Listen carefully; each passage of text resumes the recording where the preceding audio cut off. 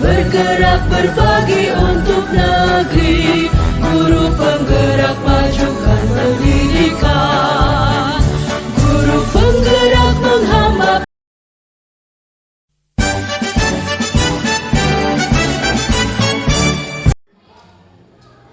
Selamat pagi Bu Irma. Selamat pagi Bu Ida.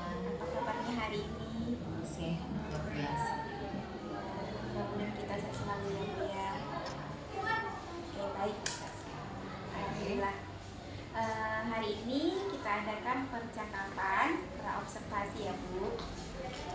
Sebelum nanti saya akan amati jalannya proses pembelajaran yang Ibu Irma lakukan di dalam kelas, atau sebelum saya melakukan proses supervisi di kelas. Nah, adapun tujuan dilakukannya supervisi adalah untuk mengetahui dan juga mengevaluasi jalannya proses pembelajaran yang Ibu Irma lakukan. Dan kenapa kita hari ini melakukan percakapan observasi sebagai persiapan awal sebelum nanti Ibu Irma melakukan pembelajaran agar lebih siap dan lebih percaya diri sehingga memberikan pembelajaran yang terbaik bagi murid, begitu ya Bu. Adapun beberapa pertanyaan yang akan saya sampaikan kepada Ibu Irma.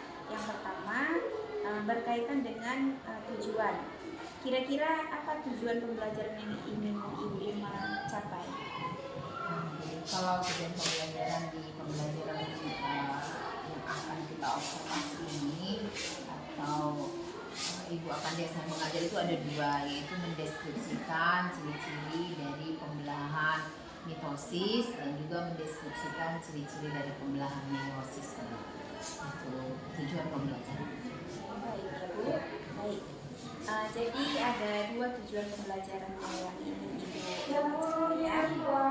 Nah, bagaimana dengan area pengembangan yang ingin Ibu capai atau ingin Ibu lakukan di observasi ini?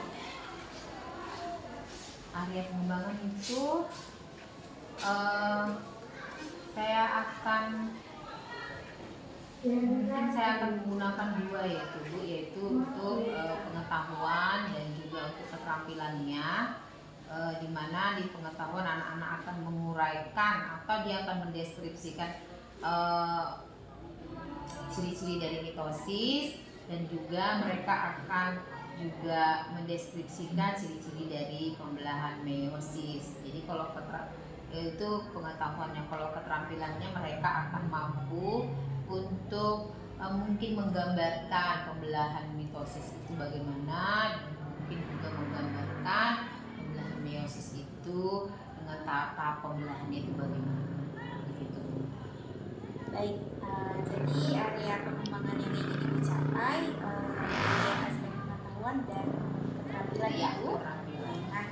Nah, saya ingin mendengar Bu, bagaimana rancangan pembelajaran yang ingin Ibu Irma terapkan di dalam kelas, mungkin dari segi strategi pembelajarannya, model pembelajarannya, atau dari metode pembelajarannya. Kalau dia strategi pembelajaran, mungkin bisa lihat pembelajaran yang akan dilakukan itu dengan pembelajaran yang berdiferensiasi. Itu berdasarkan hasil dari asesmen diagnosis yang telah dilakukan Bu. Jadi kadang anak-anak di situ kita lihat dia menurut kita akan mengikuti bagaimana dia gaya belajarnya seperti itu. Kalau ada audio dia mungkin kita arahkan dengan audio, kalau dia dengan visual mungkin dia bisa juga dengan melihat gambar-gambar ya, kalau visual bisa ya. Kemudian itu mungkin dengan berbagai cara lah Bu.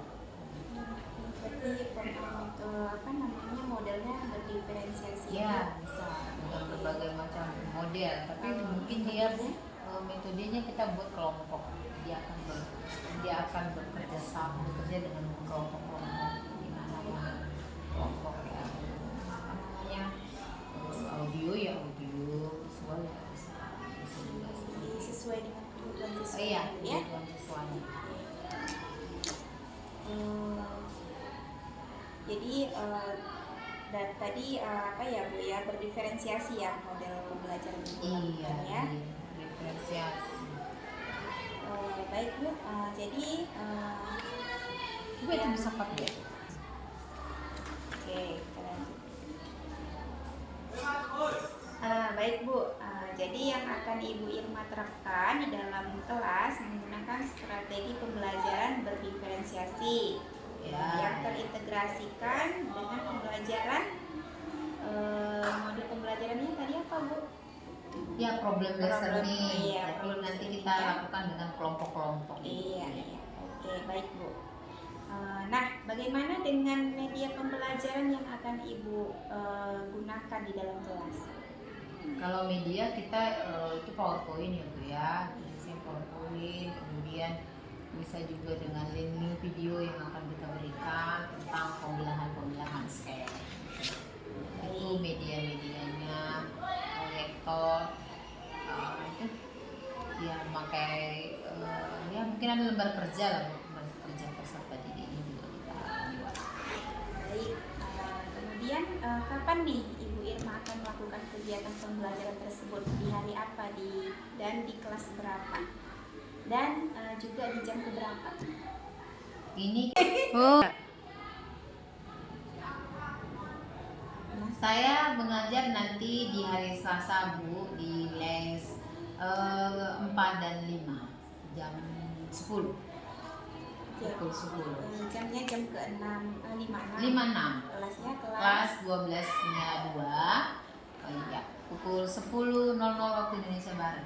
Baik, jadi nanti hari Selasa di kelas 12-nya 2 di jam ke-5-6 ya. Saya akan datang ke kelas Ibu Irma. Saya akan melakukan supervisi kelas. Saya akan melihat dan juga mencatat hal-hal apa saja yang terjadi di dalam kelas ya Bu. Nah, nanti setelah Ibu Irma lakukan kegiatan observasi atau pembelajaran di dalam kelas, kita ada percakapan yang terakhir ya Bu, yaitu percakapan pasca observasi. Oke, baik. Nah, sebelum kita akhiri, kira-kira apa yang Ibu Irma dapatkan dari hasil percakapan kita hari ini?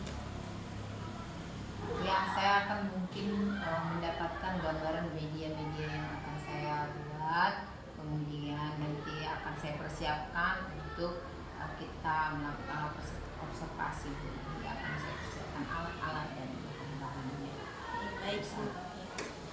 Terima kasih Ibu Irma atas waktunya dan sudah bersedia berbincang-bincang dengan saya di percakapan pra-observasi ini ya.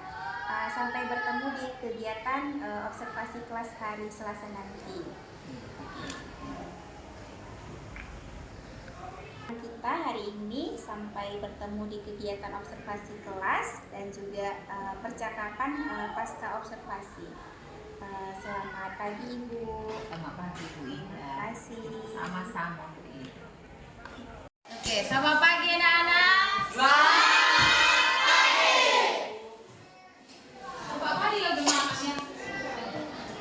Kembali ya ke topik bahasan kita kemarin. Oke, ini kelasnya juga masih ada di luar. Oke. Apa memang? Garis berangkatnya? Dari buaya ini?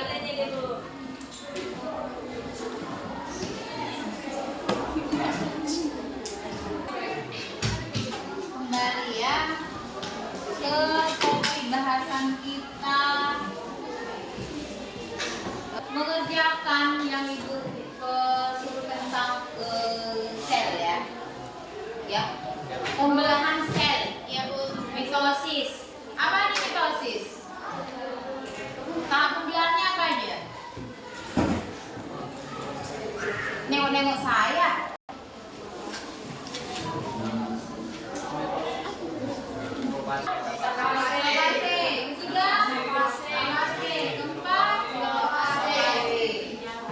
Oke, meiosis.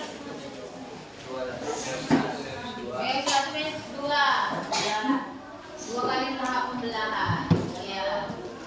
Ciri-ciri mitosis. Satu. Udah kamu ngapain itu? Ciri-ciri mitosis.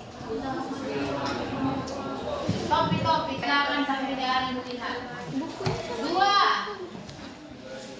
Mitosis terjadi di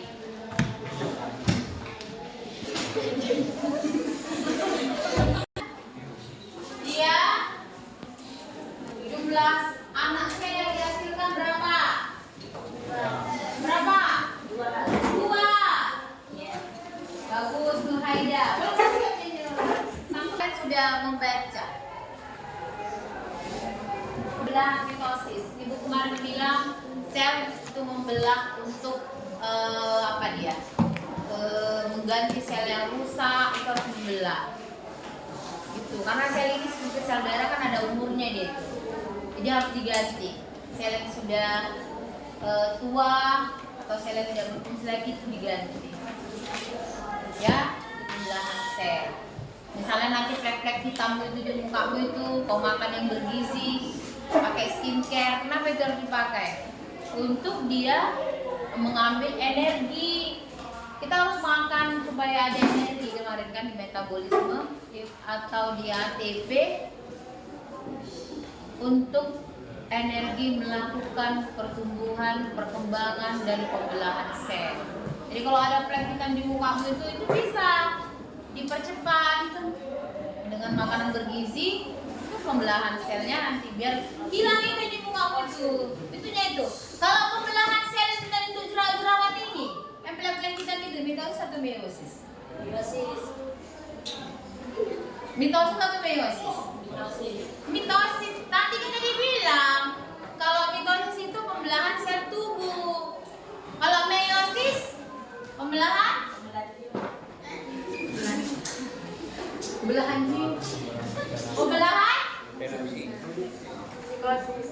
sel tubuh somatis dan sel kelamin, sel garis. Jadi dibentuk di situ. Oke? Ini dia mitosis. Lihat ini, yang mana ini? Pasti pembelahan itu juga propase, metapase, anapase, telopase. Yang mana ini? Apa? Nah, ciri-ciri propase. Yuk, kita udah kesini kan? Ini kita kan kemarin kamu kan sudah kerja ini tinggal membahas kita sedikit saja. Pertama propase. Ayo.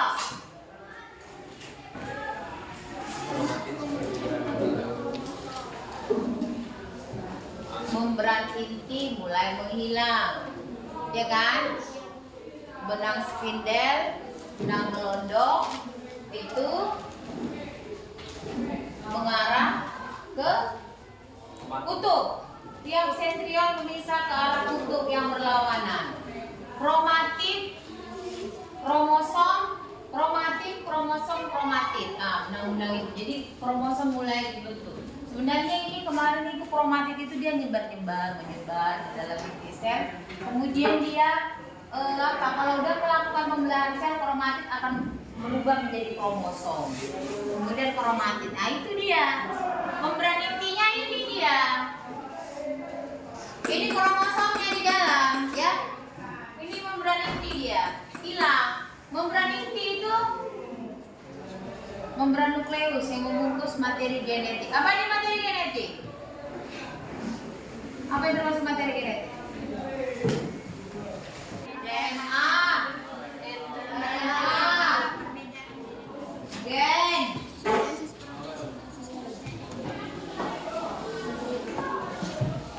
Ah, itu. Jadi kalau gambarnya seperti ini, yang seperti kamu gambar, itu dia adalah propase. Kalau dia ini, kemudian ini apa ciri-ciri metafase? Oke, ini kan belum klop rupanya kamu ini. Coba bentuk dulu kelompok aja deh. Bentuk kelompok propase. 1, 2, 3. Enggak, coba 1, 2, 3, 4 propase. Silakan. Bentuk. Langsung duduk. Nah. 5, 6, 7, 8, 9, 10. 2, 3,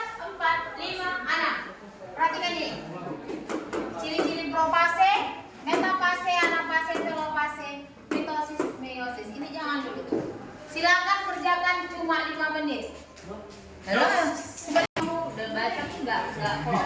Silakan kamu baca.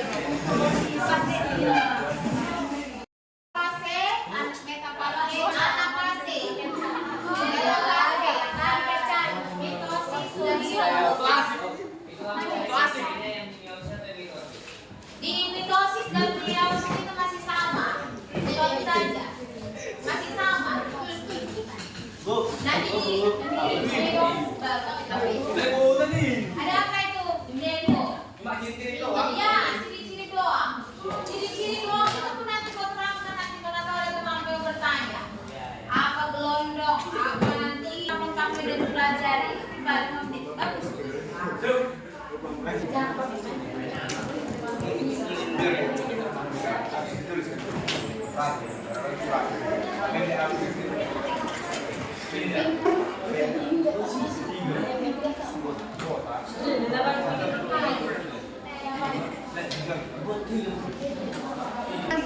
Benang-benang suara yang lain kromosom. Membran inti larut dan anak inti menghilang. Kromosom menduplikasi diri menjadi sepasang kromatid. Menduplikasi artinya menciptakan suatu tiruan atau duplikannya. Kromatid akan melekat pada bagian dari sentromer. Sentromer adalah sebuah bagian pada DNA yang bertanggung jawab atas pergerakan kromosom yang telah tereplikasi. Sentriol membelah dan bergerak ke arah kutub. Nah, itu propase. Kelompok 2, metafase. Ciri-ciri metafase. Metafase memiliki ciri kromosom yang berada tepat pada bagian ekuator, pembelaan serta bagian spindel setelah berikat dengan kromatid. Metafase terbagi menjadi dua, yaitu metafase 1, inti tidak tampak lagi di mikrotubul, bentuk spindel di antara dua sentriol yang berada di antara dua kutub sel berlawanan. Kromosom hamolang di bidang ekuator. Metafase kedua, kromosom kembali berjajar pada garis ekuator dan sentromer, membelah bentuk dua anak kromosom. Tadi dua propase dan metafase. Ada pertanyaan? Apa perbedaannya? Propase dan dibacakan dari teman satu propase dan metafase. Ada pertanyaan? Udah jelas? Udah jelas? Sedikit jelas?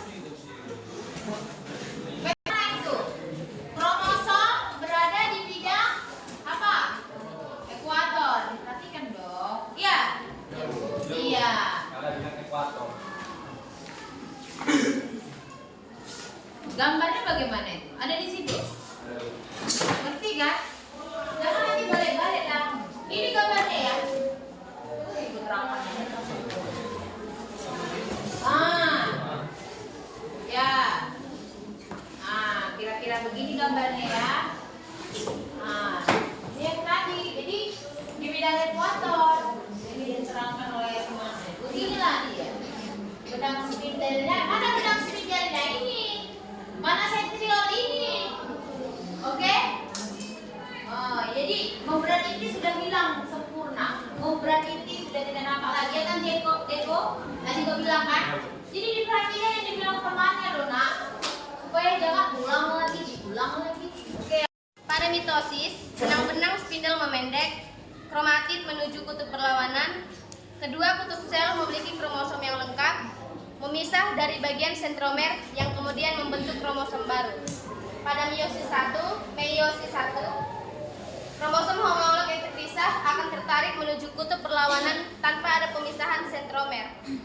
Dan pada meiosis 2, benang-benang spindel menarik kromatid ke kutub berlawanan sehingga kromosom memisahkan kedua kromatid dan menuju kutub yang berbeda. Nah, itu apa tadi itu? Anafase, langkah ketiga. Kita bilang aja lah kita masih di mitosis ya nak ya. Jadi langkah pertama tadi apa? Tahap pertama apa, Rumaida? Kelompok 1. Propase. Kelompok kedua terjadi. Tadi dikatakan temannya. Memendek benang-benang spindelnya, kemudian kromosom membelah ya. Apa itu? Jadi gambarnya mana?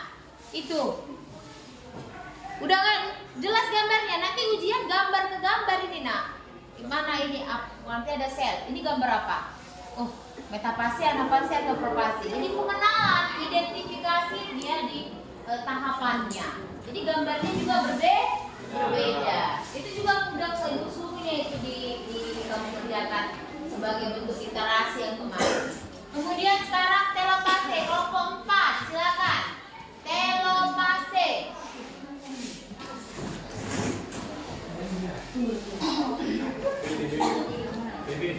Ciri-ciri telopase.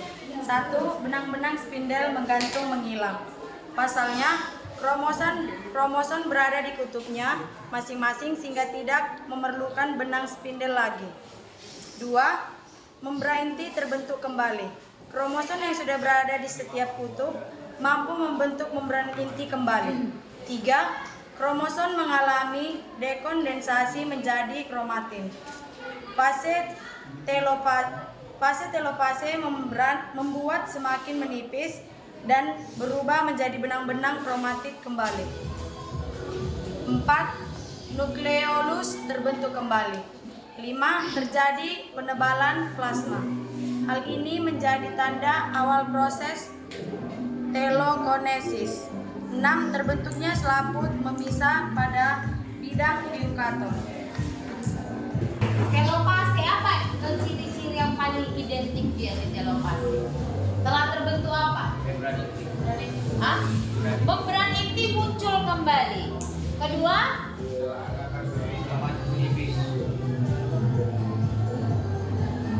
kromatin menipis dan memulai membentuk anak inti. Iya, lanjut. Kromatin menipis, dia balik lagi nanti dia kromatin, kromosom kromatin. Kromatin yang terbentuk. Apalagi yang paling identik? Sitoplasma menebal dan terjadi sitokinesis. Ya, ada sitokinesis. Kalau di telo, di gambarnya itu sudah ada letupan pembelahan. Letupan pembelahan. Yang saya tanya, tadi Rifki bilang ada sitokinesis. Ada 2 pembelahan itu.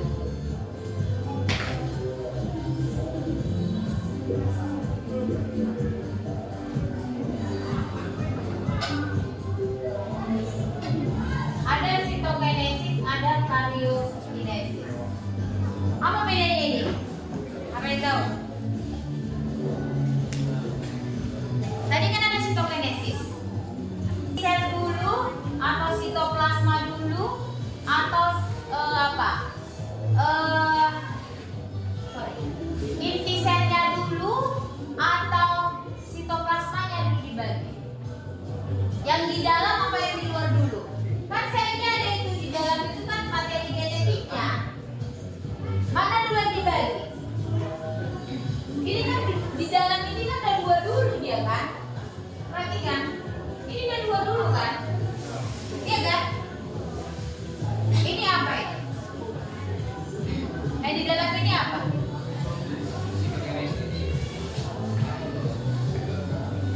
Ini dalam apa? Ini yang sitoplasma.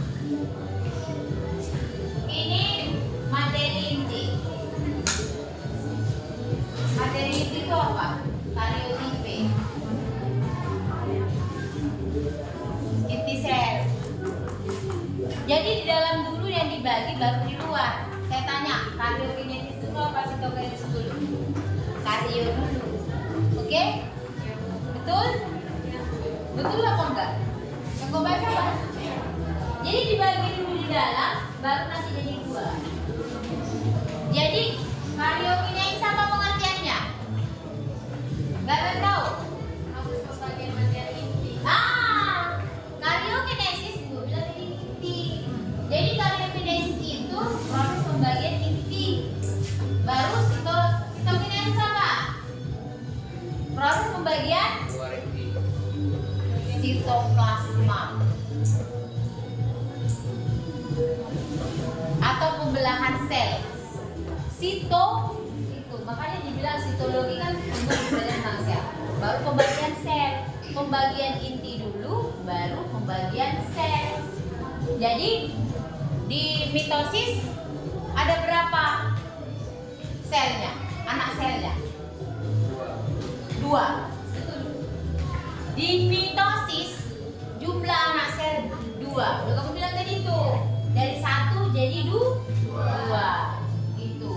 Dengan jumlah kromosom atau jumlah intinya berapa? Jumlah anak apa dah? Jumlah bilang apa namanya? Kromosom lah. Jumlah gametnya. Jumlah gamet 2. Berapa masing-masing pembagian kromosomnya ada berapa? Kromosomnya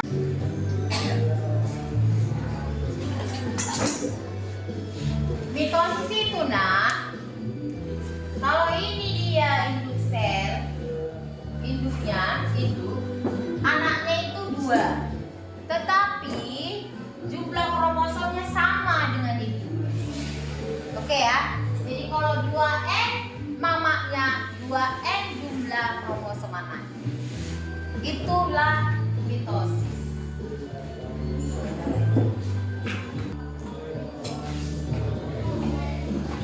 Hei, kamu diploid atau haploid?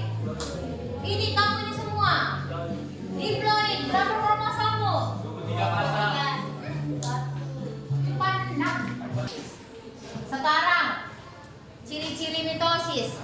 Yuk, kelompok 5. Nah, itu kesimpulannya lah ini, di mitosis ya. Yuk. Ciri-ciri mitosis. Mitosis membelah hanya sekali. Jumlah sel anak yang dihasilkan dari pembelahan mitosis adalah 2. Jumlah kromosom anak sama dengan kromosom orang tua yaitu 2N atau diploid. Sifat sel anak sama dengan sel induk. Menghasilkan 2 sel anak identik dengan induknya. Terjadi 1 kali pembelahan dalam 4 fase. Yang pertama profase, metafase, dan anafase, dan telefase. Pembelahan ini terjadi dalam 2 tahap. Dalam pembelahan ini centrostom membentuk 2 sentriol yang terdapat pada kutub yang berlawanan. Kromosom berada pada bidang ekuator, kromosom lekat pada kinektor benang gelendok. Kromatid terkumpul pada kutub pembelahan lalu berubah menjadi kromatid kembali. Kelompok yang 7 ini setelah mempresentasikan. Tadi meiosis kelompok 6 kelompok ya. Telah mempresentasikan. Nah, jadi nanti kita akan lanjut di pembelajaran berikutnya itu tentang apa meiosis, ya kan? Jadi sekarang apa kesimpulan sekarang di mitosis? Ada berapa tahap pembelahan mitosis? Apa saja? Profase, metafase, anafase, telefase. Oke, ada berapa jumlah anak sel yang dihasilkan di pembelahan mitosis? 2. Di mana pembelahan mitosis terjadi? Di Sel tubuh, bagus. Jumlah kromosom sel anaknya berapa tadi? 2N. Jumlah kromosom anak berapa tadi? Setengah jumlah kromosom salah. Sama. Bagus. Jadi jumlah kromosom anak sama dengan jumlah kromosom induknya. 46 mamanya, 46 dan jumlah kromosom induknya. Oke, pembelajaran kita sambung di pembelajaran hari Jumat akan datang. Kemarin akan datang pertemuan kita akan membahas tentang meiosis, sedikit lagi tentang meiosis. Sebenarnya perbedaannya nggak terlalu jauh, ya. Oke, silakan nanti dikerjakan kembali tugasnya yaitu membaca tentang meiosis. Sampai di sini pelajaran kita pada hari ini. Terima kasih untuk kalian semua. Selamat siang. Selamat siang, Bu Lida. Apa kabarnya hari ini, Bu? Alhamdulillah ya, Bu ya. Semoga kita sehat-sehat semua ya. Ya, baik. Di percakapan pasca observasi ini, saya akan memberikan pertanyaan-pertanyaan kepada Ibu Irma terkait dengan jalannya proses observasi kelas yang sudah Ibu lakukan dengan tujuan untuk mengevaluasi sejauh mana proses pembelajaran yang sudah Ibu lakukan. Untuk pertanyaan yang pertama, bagaimana nih perasaan Ibu Irma terkait dengan jalannya kegiatan observasi observasi kelas yang sudah berlangsung, Bu? Oh, tadi perasaan saya cukup tenang sih Bu, karena Ibu juga sudah kita sudah juga melakukan pra observasi, jadi biasa saja sih. Alhamdulillah ya Bu, sudah berjalan dengan baik. Bisa Ibu ceritakan kembali Bu, area pengembangan apa yang Ibu Irma lakukan di dalam kelas, kemudian langkah-langkah atau tahapan-tahapan pembelajaran apa yang sudah Ibu lakukan di dalam kelas? Kalau area pengembangannya tentu saya akan menyiapkan perangkat pembelajaran ya Bu, yaitu untuk pengembangan di area pengetahuan dan keterampilan siswa.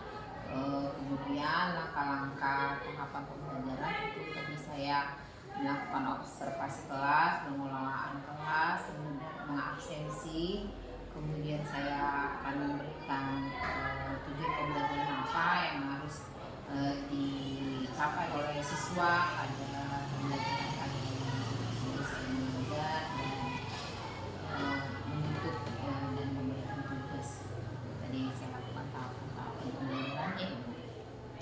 Baik, jadi area pengembangannya berkaitan dengan pengetahuan dan keterampilan. Iya. Nah, menurut Ibu sejauh mana nih area pengembangan yang Ibu Irma sudah sampaikan tadi sudah berhasil dilakukan di dalam kelas atau tidak? Ya tadi mungkin memang saya rasa berhasil di area pengetahuan.